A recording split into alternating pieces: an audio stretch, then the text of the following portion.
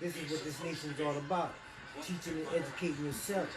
So you'll be able to talk and when somebody asks you a question, you get an answer, you know?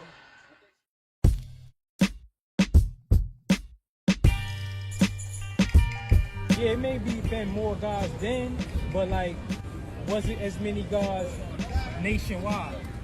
You get what I'm saying? Like during that time, all the gods were centered in, here out in our wild. You know what I'm saying? But now you got gods in Inglewood, Mecca, Medina. You got gods all over now though. So it's more spread out. I hate to be a bearer of bad news, but that's good. But at the same time, it's more work because you know what happens?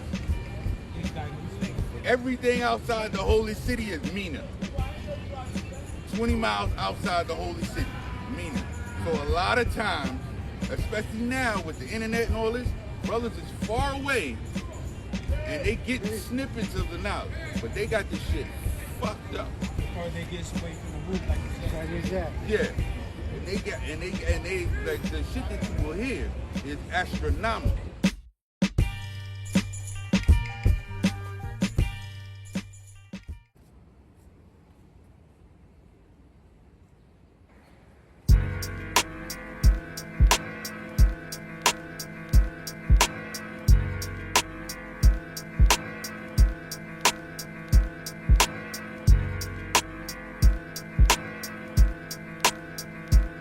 Peace. There's mathematics and knowledge. Knowledge means the range of information on any given subject. When you got knowledge yourself, you the best know of it. Peace.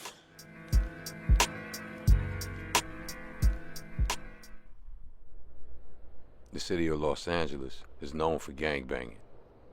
Inglewood is mainly Bloods and Pyrus. Me, I chose to be a square. On the first day of school, my freshman year, 1988, at Inglewood High School, I met Ramel from Queens, New York. He asked me if I knew that the black man was God and introduced me to supreme mathematics and supreme alphabets. As soon as I heard him talking about the black man was God, I told him I wanted to learn more. So he started coming to my house after school every day. I remember his first trip over to my house, me and my brother was cooking bacon and egg sandwiches, and he started telling us why we shouldn't eat pork. Then he started building from the lessons and even told me about a law school in Mecca. I remember throwing the whole pack of bacon in the trash. My step-pops came home from work mad as a motherfucker, like, who the fuck threw the bacon in the trash? I thought I was going to get killed that night. I ended up learning supreme mathematics and supreme alphabets. Then Ramel went back to New York to visit and got into a motorcycle accident. He survived, but he never came back to California. So now that I'm running the streets with Angry God, I'm in Harlem. So I told Angry God to take me to a law school in Mecca. And when we got there, I just stared at the window for a good 60 seconds until this brother opened the door up and said peace and introduced himself as Allah and invited me inside the school. When we called him the Father, he was our Father. I told Allah my name and then told him I would be back because I was just visiting from out of town. When all I really wanted to do was run the streets of Harlem with Angry God.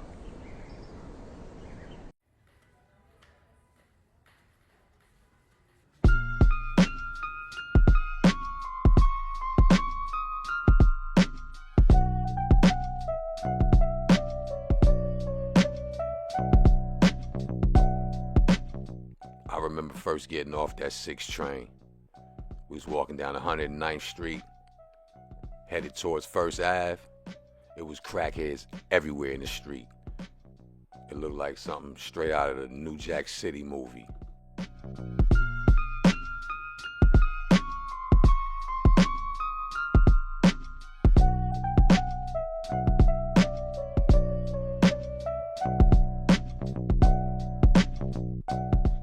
Our hangout spot was in front of this bodega in East Harlem on 110th and First Ave, right across the street from 1199 where Dame Dash used to live.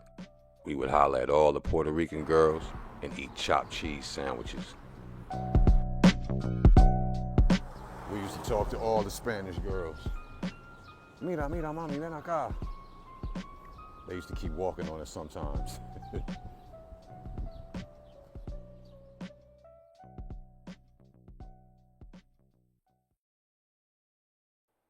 After running around Harlem for about a week and a half, I made my way back to the West Coast because I had to take my ass to school. My mom's wasn't having it.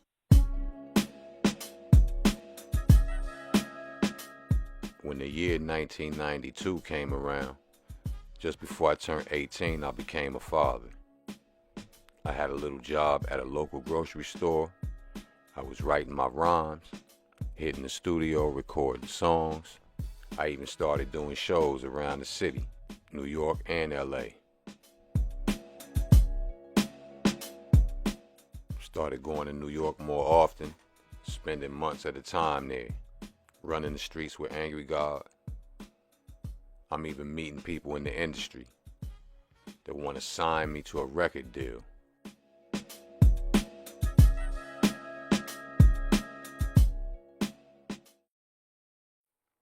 In the fall of 1992, I got a call from my mother from the West Coast telling me my son had been abandoned by his mother and was in an apartment with some strange female. So I made my way back to the West Coast and became a single father at the age of 18. His biological mom decided she didn't want to do it or couldn't do it because she was dealing with stress after her mother passed. So I stepped up to the plate and took care of my responsibilities like I was supposed to. I left the music alone in order to focus on being a good father. Besides, I wasn't feeling the music industry and the bullshit that came with it. I had been around enough and seen enough to know that I didn't want no parts of that industry. None of that bullshit. The shit got real bad for us. We decided that we would get this money ourselves and invest it in our own business, our own company, our own music. Then we started robbing banks, and only one of us made it back to New York while the other one went to the federal penitentiary. I'm always thinking about 95. That shit is like right in front of my fucking. It's like a fucking picture on the computer screen to me and shit. It's like my screensaver is 1995. That whole year affected 2023. And 24, and 25, and beyond.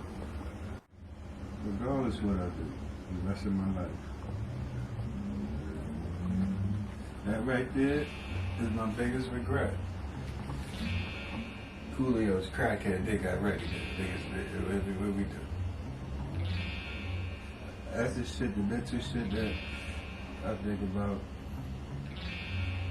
Nigga, that whole day, ever since I got that call from Shawty, yo.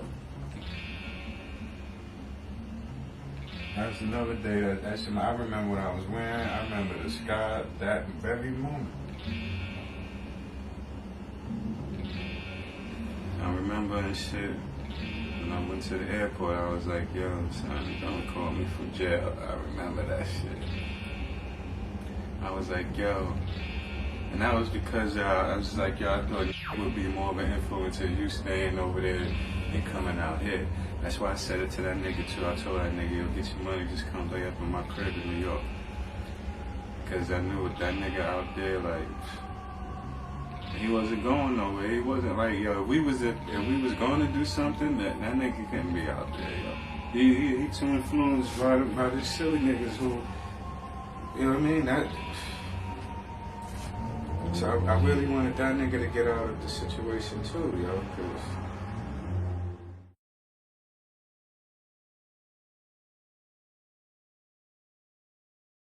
So it was like 7 as got knowledge of stuff, came out of 115th Street and Lenox Avenue. And one at a time, we got names. Black Messiah used to come to my block and snatch us up and put us on the wall and gave us righteous names. Names that mean something. My name was Robert. He said, what that mean? And I couldn't tell him. So he gave us righteous names so that we can identify ourselves. That's what a name, identifying yourself. And we kept seeing these same brothers come around with knowledge of themselves. And he said, we are all the same. We are all kings. So we all join the nation, and we love what we're going. We're going to rallies last Sunday of every month, and we had to study our lessons as a must. It was very disciplined, too. If you ain't know your lessons, you couldn't come around. If you couldn't eat no pork. You couldn't be disrespectful. You had to go to school. You had to get a skill. You had to be something like you're going to be somebody in life.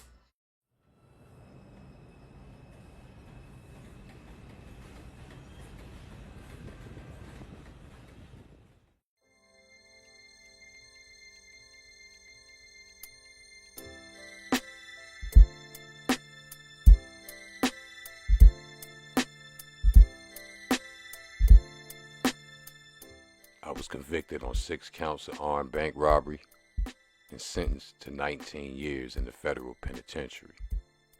My son, Jay, he would be raised and taken care of by my mom and her husband while I watch him grow up from a prison visiting room.